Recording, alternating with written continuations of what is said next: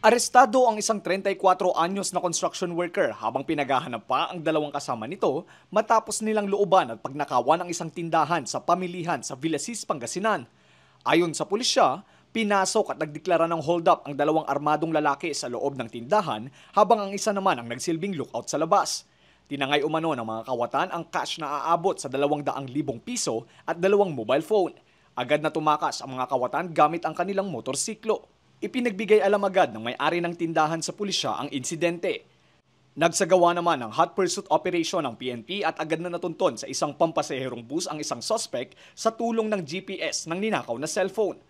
Pagdating namin sa area, nung in-interview namin yung may-ari, ang sabi niya may mga cash na nakuha at saka cellphone. Sabi ko, ma'am, di ba yung mga iPhone na yan is may mga tracking device? So, tinignan namin dun sa isang cellphone niya. Humabol kami sa kanila. Habang binabaybay namin itong MacArthur Highway, nakikita namin kung nasaan yung suspect. Sabi nung driver, at saka yung nakahawak nung may GPS na cellphone, "Sir, nasalubong natin." Sabi nung isa, "Wala naman kaming ibang nasalubong na sasakyan kundi yung bus."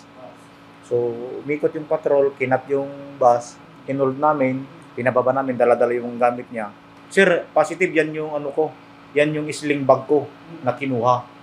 Sabi nung witness.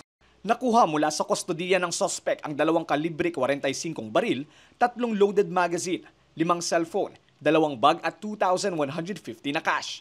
Sa nakita namin sa CCTV, sir, dalawang motor kasi yan eh. Pagdating nila, yung back ride pumasok.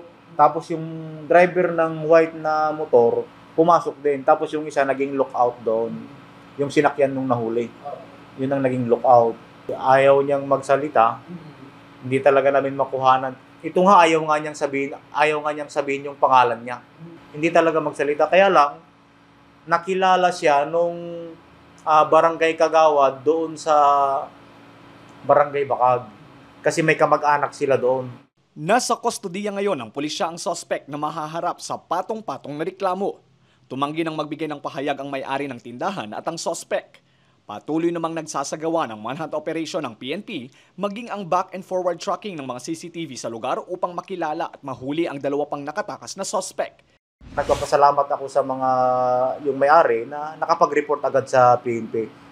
Wala less than siguro mga 2 minutes naka-react kami agad. Nagpapasalamat ako sa mga ganyan na mga pag-report nila sa PNP. Nakaka-action kami agad. Kung sa palagay nyo, nakikilala nyo sila at naging biktima kayo, pumunta na kayo dito sa himpilan namin at pailan natin sila ng kaso.